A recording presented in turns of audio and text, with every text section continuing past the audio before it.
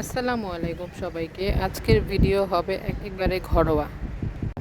একটা সাধারণ মা হিসেবে আমার দিনের শুরু থেকে শেষ পর্যন্ত থাকবে আজকের আমার এই ভিডিওতে। বাচ্চা, রান্না, ঘরের কাজ, নিজের অসুস্থতা, নিজেকে একটু সময় দেওয়া, সব কিছু শেয়ার করব আজকে ইনশাল্লাহ। চলুন দেখি আমার সকালটা আসলে কিভাবে শুরু হয়, একটা মা হিসেবে কিভাবে আমি শুরু করি আমার সকালটা। আজকে আমি ঘুম থেকে উঠেছি একটু দেরি করে, প্রায় 10টা 20 বেজে গেছে ঘুম থেকে উঠতে উঠতে। কারণ হচ্ছে গিয়ে বলবো, কারণটা আপনি ভিডিওতেই দেখতে পারবেন। ঘুম থেকে ওঠার পরে ব্রাশ করে ফ্রেশ হয়ে তারপর চলে গেলাম রান্নাঘরে গিয়ে কিছু কাপ ছিল, কাপ প্লেট ছিল, এগুলো ধুয়ে ফেললাম।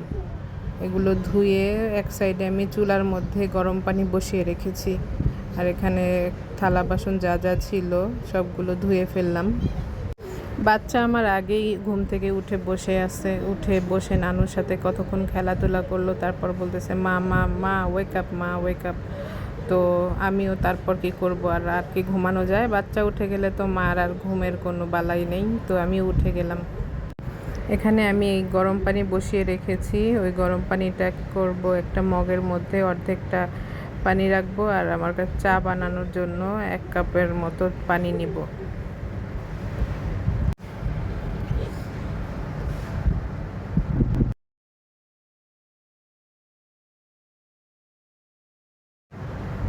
এখানে আমি চাটা বসিয়ে দিলাম, চায়ের পানিটা বসিয়ে দিয়ে এর মধ্যে চা পাতা দিয়ে আমি চাটাকে যেহেতু আমি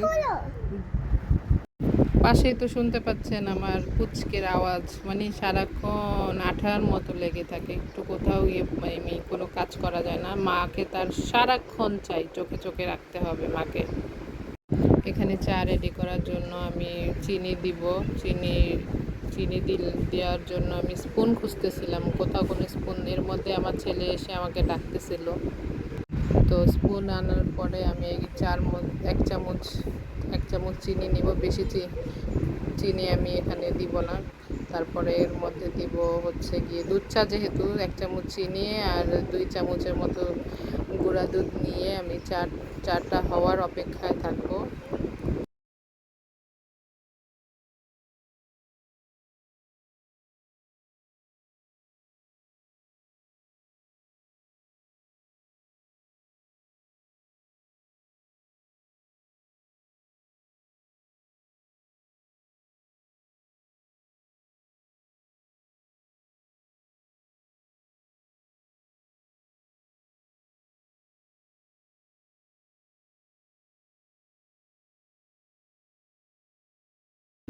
আর এদিকে আমি হচ্ছে গিয়ে আমার মাথার মাইগ্রেনের ব্যথা হচ্ছে আজকে 2-3 দিন ধরে। আজকে ব্যথাটা একটু বেশি বাড়ছে।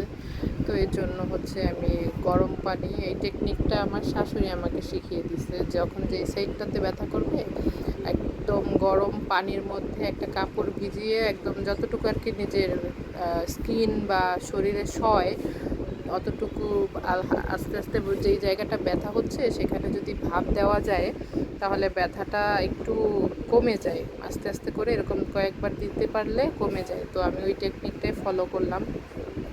গরম পানি করে আমি এখানে হচ্ছে আমার মাথার বাম সাইডটাতে ব্যথা করতেছিল, মাইগ্রেনের ব্যথা এত খারাপ লাগতেছিল কি বলবো, চোখ মুখ একদম পুরো ফেটে যাচ্ছিল ব্যথায়। তো ভাপ দেওয়া আমার হয়ে গেছে।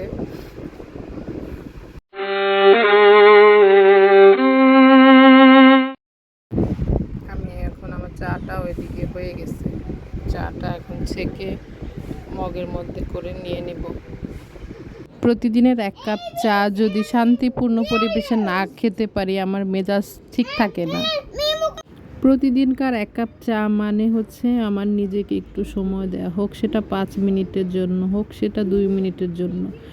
কিন্তু আমি চাই আমার 1 কাপ চা যখন আমি খাবো কোনো ডিস্টার্ব কেউ করবে না, আমার বাচ্চা না, কেউ না, এটা আমার একটা রুটিন। তো চা শেষ করে এখানে বিকেল গড়িয়ে এলো, বিকেলবেলা ছেলেকে পড়াচ্ছিলাম। পড়ানোর ফাঁকে সে বায়না ধরেছে কেক খাবে। তার কেক প্রত্যেক দিন না হলে সপ্তাহে 3 থেকে 4 দিন তার কেক লাগবেই। তো রাত্রবেলা হচ্ছে অনলাইনে ওর জন্য 1 পিস কেক নিয়ে এসে দিলাম অর্ডার দিয়ে। এই তো তারপরে আবার একটু তাকে পড়াচ্ছিলাম, খেলার ছলে ছলে যতটুকুই আর কি শেখানো যায় তাকে। সে তো শেখার মানুষ না, আমি একটা বলি সে আর একটা বলে। তো তারপরও মাশাআল্লাহ আলহামদুলিল্লাহ আমার ছেলে অক্ষর, ব্যঞ্জন বর্ণ, স্বরবর্ণ সব অক্ষরগুলো খুব ভালো করে চিনে। এই যে তাকে খেলনা হিসেবে ব্যঞ্জন বর্ণ, স্বরবর্ণ কিনে দিয়েছিলাম। এগুলো দিয়ে তার সাথে আমি খেলতেছিলাম আর হচ্ছে তাকে শেখাচ্ছিলাম। এই শেখার পরপরই তাকে আমি খাইয়ে দিয়ে এই তো রাত হয়ে গেল। রাত হয়ে খাওয়া দাওয়া শেষ করে তাকে ঘুম পাড়িয়ে দিলাম, নিজেও খেয়ে এরপর ঘুমিয়ে পড়ব। এই তো এভাবেই আমার দিন যায়। অনেক অনেক ধন্যবাদ আমার দিনের অংশ হওয়ার জন্য। মা হিসেবে প্রত্যেকটা দিন একটা চ্যালেঞ্জিং কিন্তু ভালোবাসায় ভরা। বন্ধুরা, আমার ভিডিওটি ভালো লেগে থাকলে please subscribe my channel, like আর কমেন্ট করতে ভুলবে না প্লিজ।